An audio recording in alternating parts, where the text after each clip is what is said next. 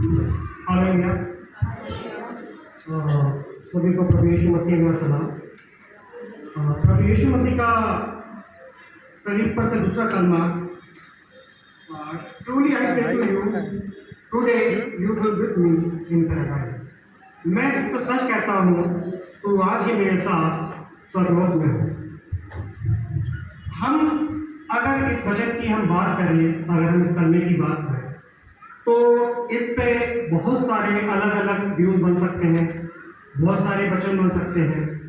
मैं भी अगर बात करूँ अपनी, तो मैं 1 घंटा तक इस वचन पे बोल सकता हूँ, पर क्योंकि समय कम है, सिर्फ 1 घंटा हमारे पास बचा है और हमें 6 कलमे सुनने हैं, तो मैं बहुत शॉर्ट में अपने इस दूसरे कलमे को खत्म करूँगा और कोशिश करूँगा कि जो घटना उस समय घटी और जो कुछ उस समय हुआ, जो वहाँ पे सीखने की चीज़ें हैं उस समय की, जो आज हमें ज़रूरत है जब हम इस गुड फ्राइडे को मना रहे हैं, तो केवल क्या हम इसे एक त्योहार के रूप में मना रहे हैं या हम इसे केवल एक यादगार के रूप में मना रहे हैं, तो ये आज हम इस पर थोड़ा सा विचार करेंगे।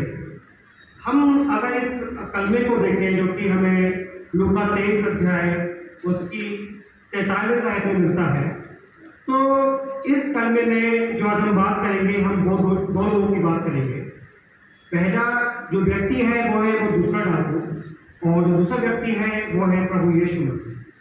हालांकि इस कलमे में 3 लोग हैं, दूसरा डाकू भी है, जो पहला डाकू इसको हम बोलते हैं, पर हम उसकी बात आज नहीं करेंगे। जब प्रभु यीशु मसीह सूली पर थे, तो अगर हम पढ़े लूका 23 अध्याय उसकी 39 से 43 आयत, तो यहाँ स्वीकार लिखा है, मन कराने वाला कुकर्मी, जो कुकर्मी वहां अटकाए गए थे, उनमें से एक ने उसकी निंदा करके कहा, क्या तू मसीह नहीं? तो फिर अपने आप को और हमें बचा।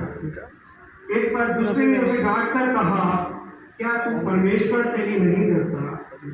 तू भी तो वही दंड पा रहा है और हम तो न्यायानुसार दंड पा रहे हैं, क्योंकि हम अपने कामों का ठीक फल पा रहे हैं। पर इसने कोई अनुचित काम नहीं किया।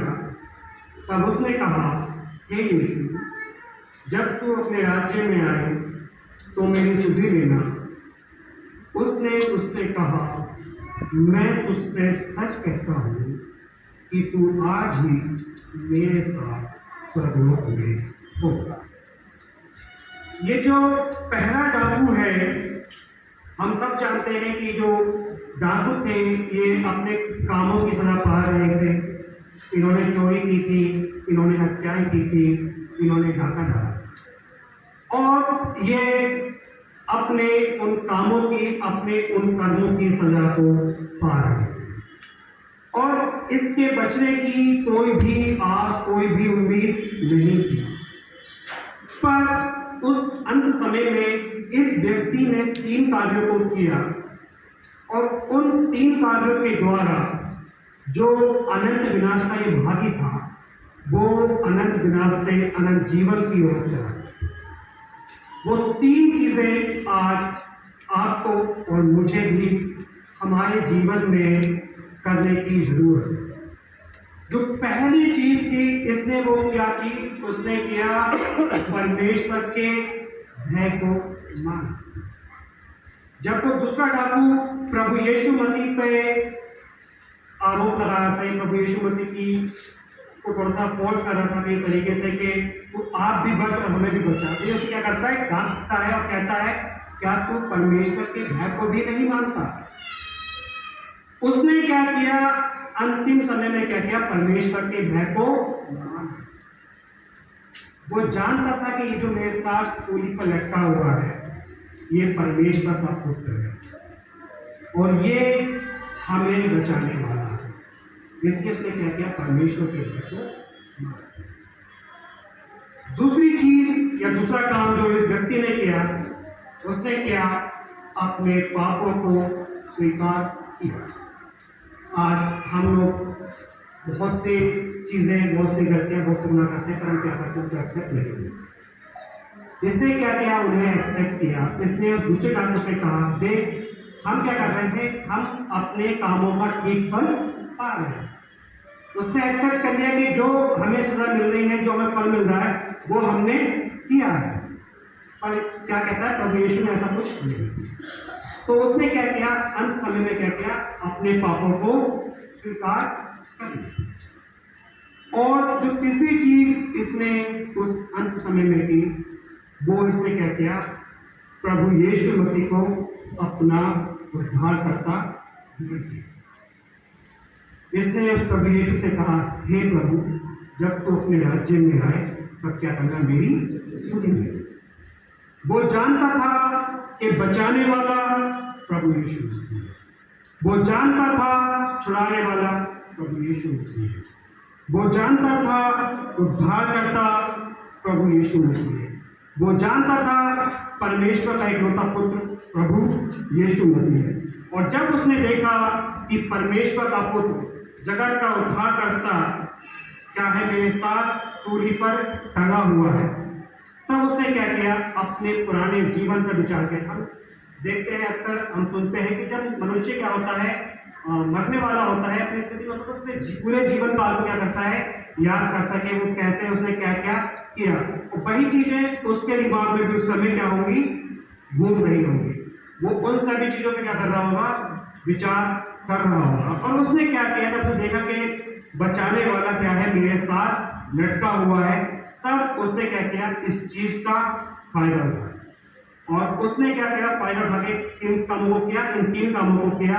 परमेश्वर के भय को माना, अपने पापों को स्वीकार किया, और परमेश्वर को क्या किया, उद्धारकर्ता ग्रहण किया। अगर हम इफिसियों 5:16 में लिखे, तो वहां लिखा है, अवसर को बहुमूल्य समझो क्योंकि दिन बुरे हैं।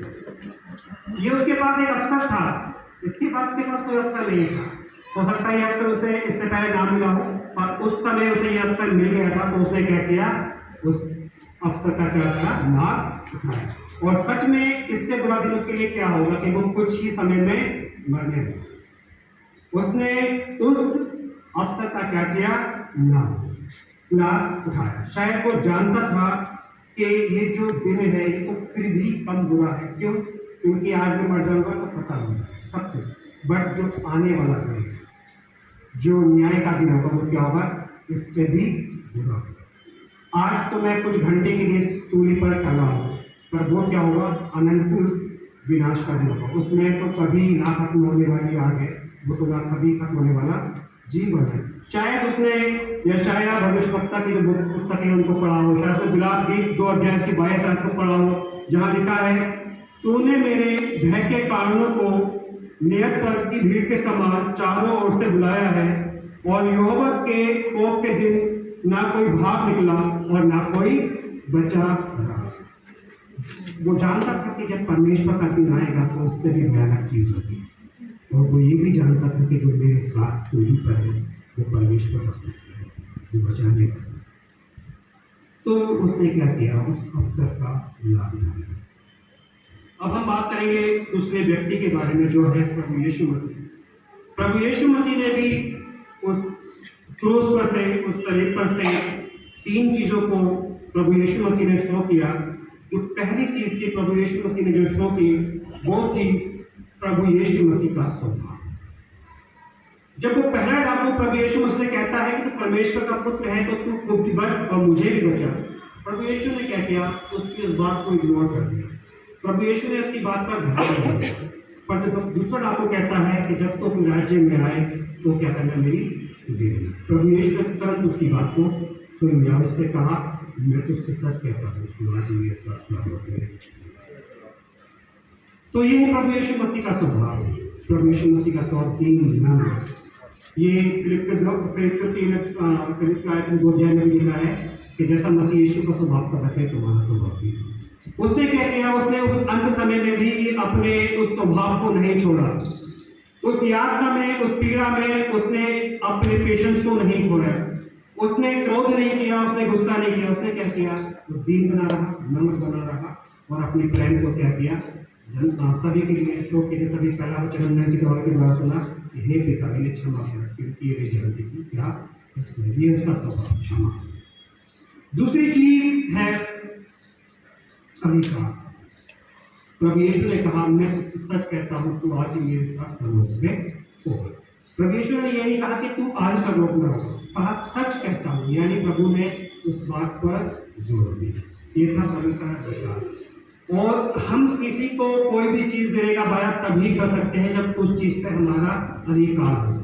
जब तक किसी चीज का अधिकार नहीं होगा तब तक मैं उस चीज को किसी और को नहीं दे सकता। प्रभु यीशु का अधिकार था। प्रभु यीशु ने क्या किया, उस अधिकार को, उस ओनरशिप को ट्रांसफर किया कि मैं तुझसे सच कहता हूँ, तो आज ही मेरे साथ परलोक में होगा। और तीसरी चीज थी कमिटमेंट, यानी कि हम सब जानते हैं कि प्रभु यीशु मसीह जो भी वायदा करता है वो वायदा कभी भी क्या है, अधूरा नहीं होगा।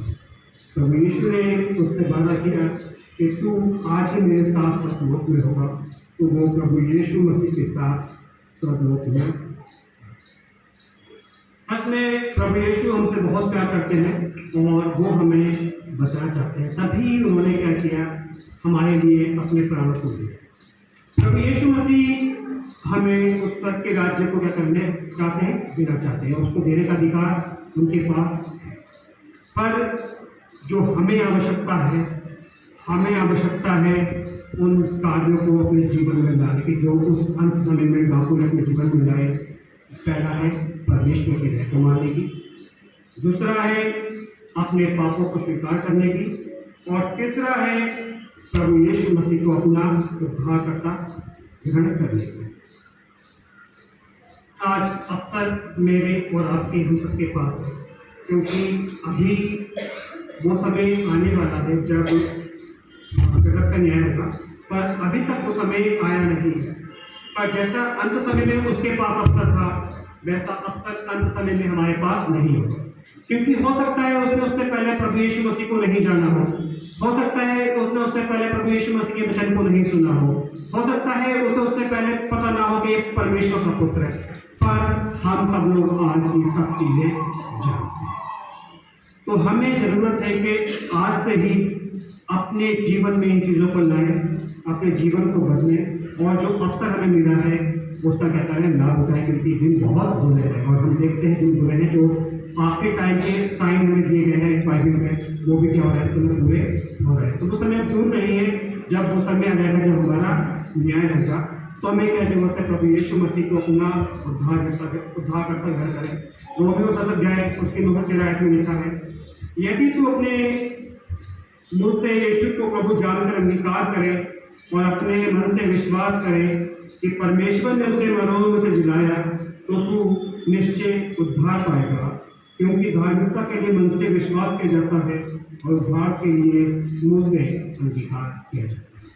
उस डाकू ने मुंह से अंगीकार किया कि प्रभु जब तू अपने राज्य में आए तब क्या करना, मेरी सुनी गई। तो आज जरूरत है हमें कि इस दिन को केवल एक त्योहार के रूप में न बनाए, 7 कलमों को सुन के केवल अगले साल के लिए न छोड़ दें, बल्कि क्या करें, अपने जीवन में अप्लाई करें और उस डाकू की तरह अपने जीवन को बचाएं। आमीन।